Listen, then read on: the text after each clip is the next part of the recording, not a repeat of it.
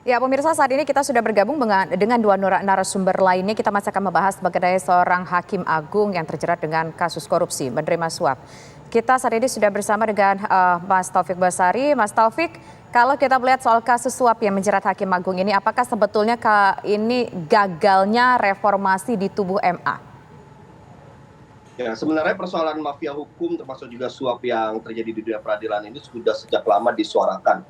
Saya ingat betul sekitar 10 atau 11 tahun yang lalu saya juga sempat berdialog dengan Prof. Gayus ketika itu beliau masih menjadi hakim agung di sebuah televisi ketika ada juga penangkapan oleh KPK terhadap pihak perantara kasus di Mahkamah Agung, dan di situ juga semua pihak mengutarakan harapannya agar dilakukan pembenahan. Sebenarnya dari Mahkamah Agung sendiri sudah melakukan upaya-upaya untuk melakukan pembenahan sistem ya melalui reformasi peradilan. Nah,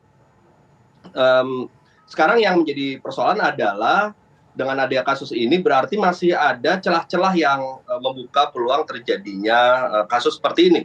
Oleh karena itulah maka belajar dari kasus ini harus dilakukan evaluasi ya. Kita melihat polanya apa, bolongnya di mana, dan apa yang harus diperbaiki. Baik itu sistemnya maupun kulturnya serta juga moralitas para hakim. Mulai dari hakim agung sampai juga hakim ke tingkat pertama dan tingkat banding. Mas Taufik, tapi kalau untuk kasus yang ini kan bukan hanya individu, tapi ada PNS juga yang terlibat. Lebih ke mana? Dominannya lebih ke sistemnya atau mental personalnya, Mas?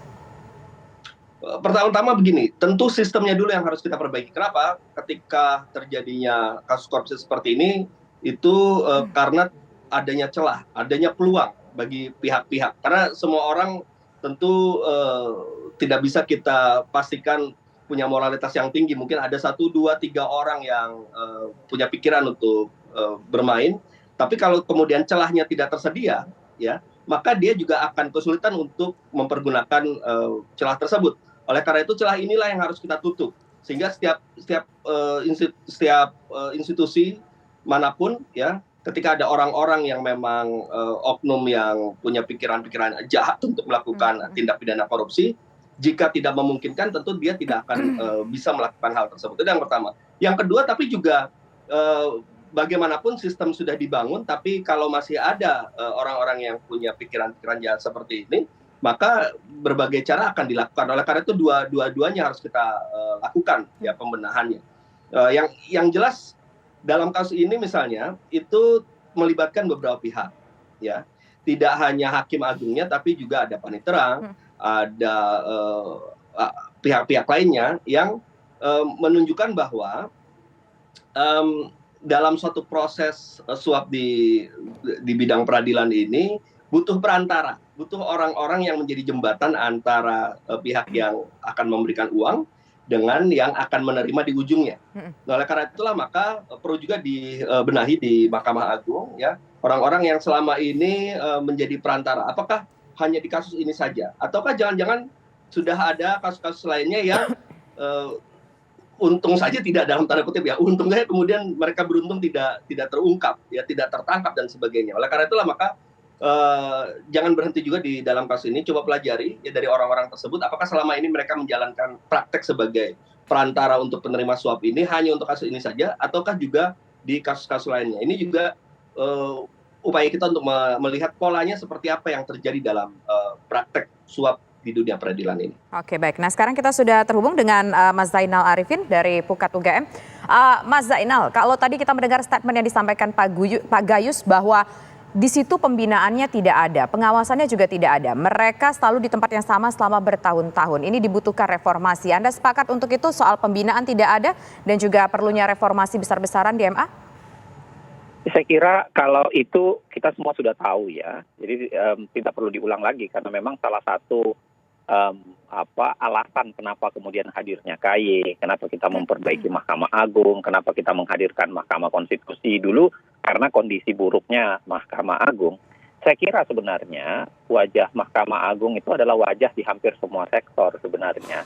Karena jangan lupa bahwa ini sebenarnya kasus suap ya. Jadi ada kasus di mana ada subsistem Mahkamah Agung di sana, panitera dan lain-lain sebagainya, ada hakim di sana dan ada pengacara yang melakukan penyuapan. Jadi saya kira nggak bisa dilupakan bahwa faktor penegak hukum lainnya juga ikut serta sebenarnya, yaitu dalam hal ini pengacara yang kemudian mengambil porsi untuk melakukan penyuapan. Itu yang pertama. Yang kedua, sebenarnya kalau kita lihat wajah Mahkamah Agung, ya memang dari hulu ke hilir kan memang punya problem besar. Mulai misalnya, beberapa di antaranya barangkali ya, mulai misalnya dari proses pemilihan. Saya kira pemilihan kita sudah harus diperbaiki, ya, karena sekarang itu ada semacam, ya memang ada komisi yudisial terlibat, lalu kemudian ada DPR terlibat, tapi kan tidak mampu, proses itu tidak mampu memotong orang yang sudah menunjukkan gejala.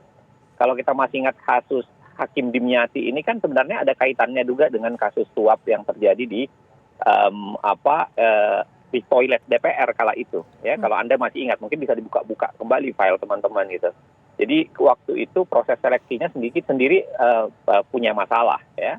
Dan saya kira dari Komisi Yudisial kemudian di fit and proper test di Mahkamah Agung di DPR itu menyimpan problem karena DPR kemudian lebih favorit secara politis dibanding melihat secara substansi, dan saya kira satu itu proses seleksi punya problem besar. Kita belum mampu menghadirkan proses seleksi yang memang bermakna dan bisa mengawal proses hakim yang betul-betul jempolan. Yang kedua saya kira rezim ketertutupan. Tadi saya harus mengamini apa yang disampaikan oleh Pak Gayus Lumbun, walaupun harus diberikan catatan ya. Ketertutupan itu kan tidak berarti sebenarnya semua sidang harus dibuka. Bukan itu. Tetapi bagaimana Mahkamah Agung itu menghadirkan sebuah proses yang cepat. Misalnya, begitu selesai proses pemeriksaan langsung keluar misalnya hasilnya. Begitu putusan dibacakan langsung keluar hasilnya gitu. Kenapa? Karena putusannya sangat mungkin sebenarnya sangat cepat. Kalau kita belajar dari Mahkamah Konstitusi, hanya beberapa menit setelah dibacakan putusan itu sudah bisa di-download, sudah di-upload lalu kemudian bisa di-download oleh siapa saja yang pencari keadilan. Di Mahkamah Agung itu kan prosesnya masih lama sekali. Bahkan kemudian terjadi berbagai kecurigaan macam-macam ya, cerita yang beredar soal harus melakukan penyuapan dan lain-lain sebagainya. Yang ketiga, saya kira bukan hanya sekedar rezim keterbukaan, tapi kemudian bagaimana Mahkamah Agung mengerjakannya secara baik. Karena kita semua tahu sebenarnya apa yang terjadi sekarang itu hanya semacam puncak gunung es. Cerita di belakangnya soal siapa yang meminta, hakim mana yang minta, itu sebenarnya sudah beredar cukup lebar. Ya, hampir di semua kasus-kasus, misalnya terkhusus kasus yang besar, bahkan beberapa klien itu, beberapa orang-orang tertentu itu merasa bisa menunjuk hidung, itu hakim itu tuh minta ini gitu, itu ada banget yang cerita-cerita begitu. Nah, saya kira kalau kita lihat dari hulu ke hilir problem ini, maka perbaikannya juga harus hulu ke hilir. Dalam artian proses seleksi harus diperbaiki, proses pembinaan dan pengawasan tentu saja tadi yang disampaikan Pak Gayus salah satunya, tapi kemudian proses seleksi diperbaiki, proses pembinaan, proses promosi dan mutasi ya, karena itu menjadi bagian dari masalah, dan berbagai hal lainnya termasuk menjaga yang namanya transparansi dan akuntabilitas. Sebenarnya ya, kalau kita ada sebuah riset yang pernah menarik yang saya baca itu yang memperlihatkan bahwa biasanya intervensi yang paling besar ke Mahkamah Agung, ke hakim-hakim itu sebenarnya dari internal Mahkamah Agung sendiri. Jadi artinya Mahkamah Agung sendiri yang biasanya membuka pintu dan peluangnya, membuka mengundang orang untuk kemudian masuk ke situ. Pelakunya bisa banyak, Mas Zainal, bisa panitra, bisa pegawai lainnya. Mas Zainal, yang kami tangkap pesannya Hakim Agung ini memiliki kebebasan dalam mengadili dan memutus suatu perkara sehingga yang harusnya mereka memiliki integritas malah disalahgunakan. Sesaat lagi Mas Zainal ditanggapi, kita harus jeda dulu hanya di Kabar Petang pemirsa.